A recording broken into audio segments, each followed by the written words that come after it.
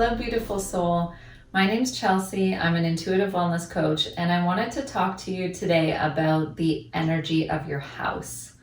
So this was a question that came up via Instagram, and I wanted to kind of expand on this because I talk in my course Body Connection Blueprint a lot about the kind of the unspoken approaches to increasing your intuition. So as you may know, I address mostly health issues and then also expanding your intuition. And the two are really interwoven because you can't focus on increasing your intuition without addressing the body. And you can't address the body without also expanding your intuition at the same time. And similarly, that internal environment that we have is reflected in the external environment with our home. So whatever we consider our home to be, the environment that we spend a lot of time in, we want to address the health of that. So again, from the energetic lens, I'd be looking at other electromagnetic stresses. So things like Wi-Fi or cell towers or other people's Wi-Fi routers. Is there a lot of that stress going on?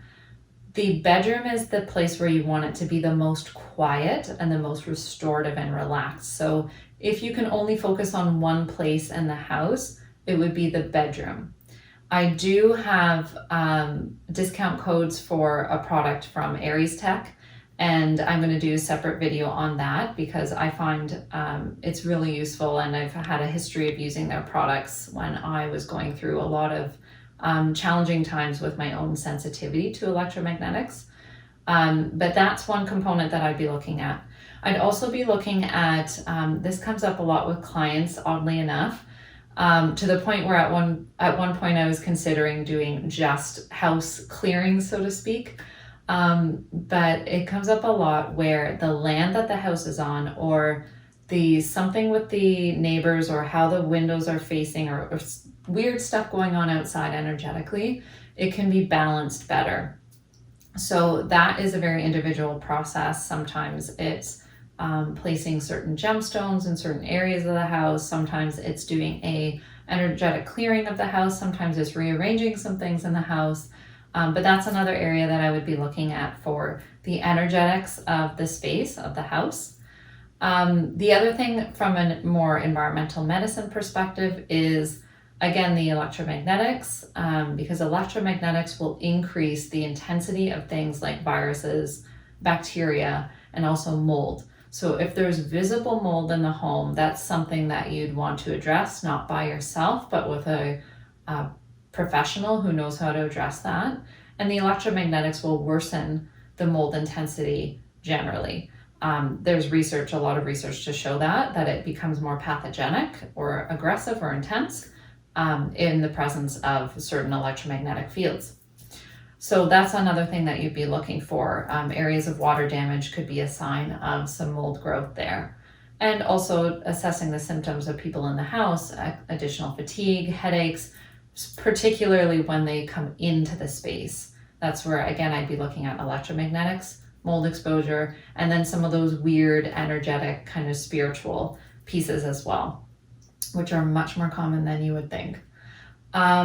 Plants. I'm often coming up with these plans for clients to put plants in certain areas and certain plants. And it's different for everybody, but it is something that when we're doing a focus on the house and the space, whether that be their office, their home office, or their home, that's something that does come up.